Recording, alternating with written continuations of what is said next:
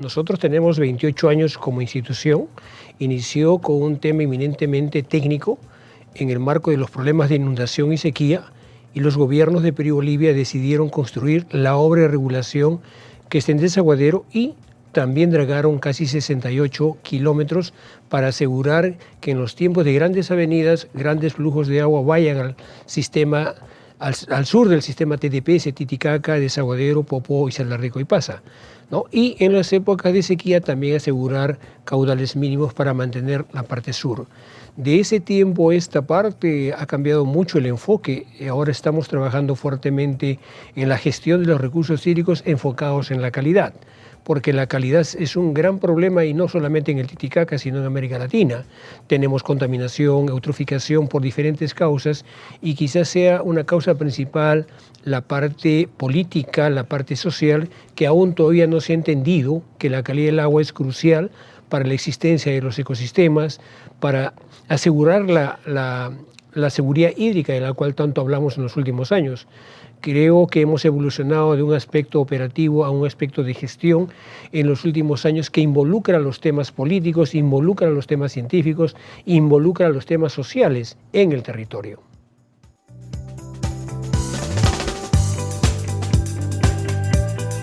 Los retos más grandes o desafíos es evitar que los ríos y el lago Titicaca en particular se sigan contaminando y eutroficando por causa de aguas residuales, residuos sólidos. También el tema de la sobrepesca, que es un gran problema, que en los últimos 60 años se han extinguido más o menos más de 20 especies de peces nativos propios del Titicaca, valga la redundancia, ¿no?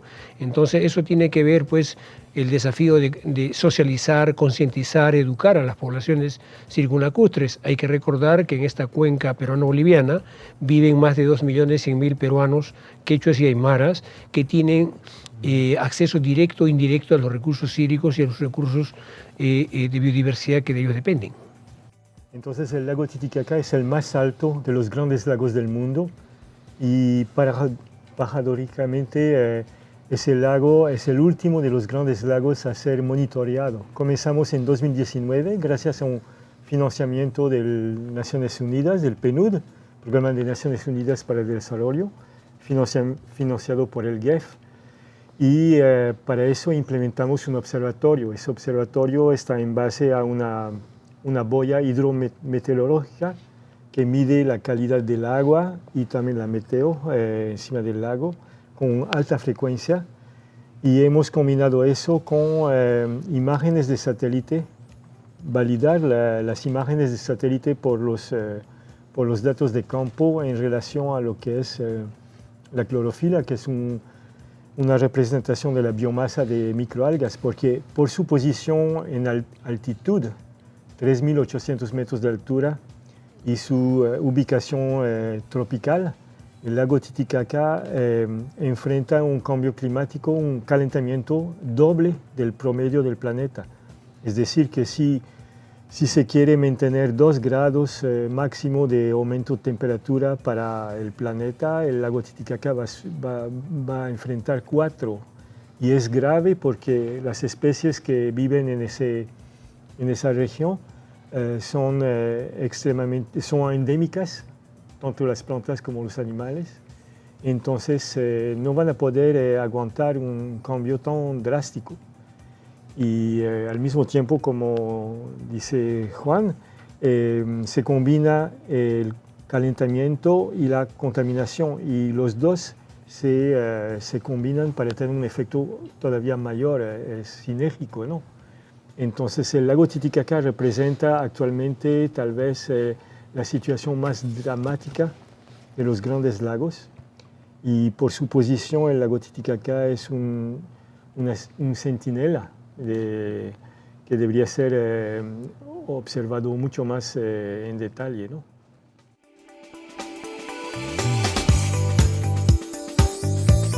En estos últimos años, una de las estrategias es tecnológica, como dice Javier, es monitorear utilizando tecnologías de vanguardia para el tema de calidad del agua.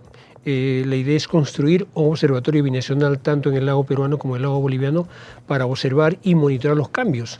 La otra estrategia que estamos implementando es la socialización y educación a la población, porque estamos convencidos que si la población entiende que la seguridad hídrica aterriza en cantidad y calidad y que necesitan darse cuenta que son parte del problema y al mismo tiempo parte de la solución, creo que ese es el objetivo en el cual estamos trabajando. El otro tema, la otra estrategia es que los gobiernos tomen en cuenta la información que genera la Autoridad Binacional Autónoma del Lago Titicaca para tomar las mejores decisiones.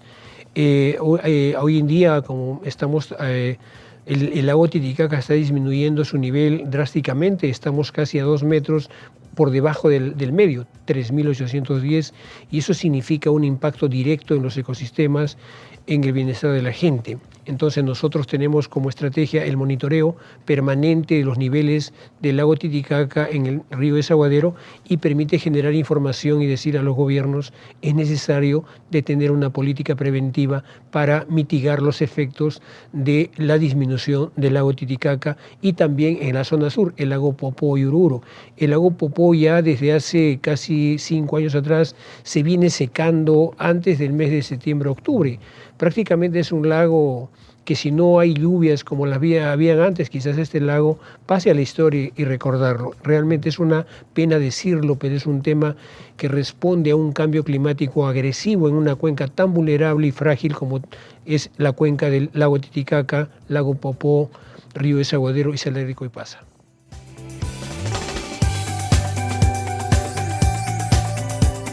Por ejemplo, estamos trabajando con la cooperación internacional y trabajamos con talleres, reuniones, con colegios, con profesores, enseñando a las comunidades pesqueras el tema de la reproducción de peces nativos.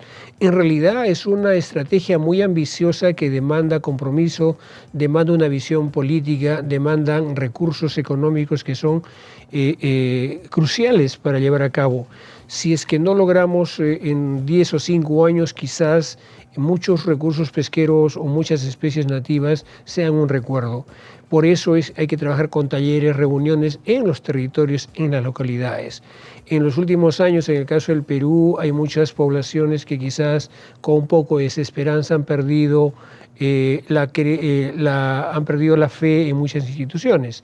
Nosotros como LT estamos tratando de recuperar, incorporarlos en este modelo de gestión porque realmente son parte de la solución y estamos convencidos que si no trabajamos en sensibilizar y educar a la gente, quizás los problemas que estamos viendo ahora sean mucho más graves en el futuro. Pero esto también demanda una decisión política en nuestros gobiernos en las cuales la LT tiene ese firme compromiso de llevar esa voz para que tomen la mejor decisión, porque dependemos de 2 gobiernos. Entonces, solo 2 gobiernos, a través de sus entidades operativas como la ET, puedan tomar las mejores decisiones a partir de la información que generamos y en el territorio. En particular, queremos educar a los jóvenes, porque son ellos que a futuro tendrán que enfrentar los problemas. Y hemos visto que en el currículo de las escuelas, en particular en la zona del lago, hay muy poca información sobre ecología o cómo funciona el lago. Entonces queremos transmitir esa información que la ciencia, que la investigación está generando, para que ellos sean más sensibles a lo que está pasando y dar algunas soluciones también. Hemos visto que, por ejemplo, la tecnología puede ayudar, efectivamente, mini plantas de tratamiento, más el aspecto ecológico, como construir humedales artificiales con plantas acuáticas, pueden ayudar a tratar la contaminación. Entonces, a través de ese proyecto del observatorio, hemos generado un libro que les vamos a entregar y que hemos tratado de hacer en un lenguaje relativamente sensible, de accesible, quiero decir, a la población y a la mayor cantidad de personas para que tengan una cultura un poco más avanzada en ecología acuática que no se enseña mucho.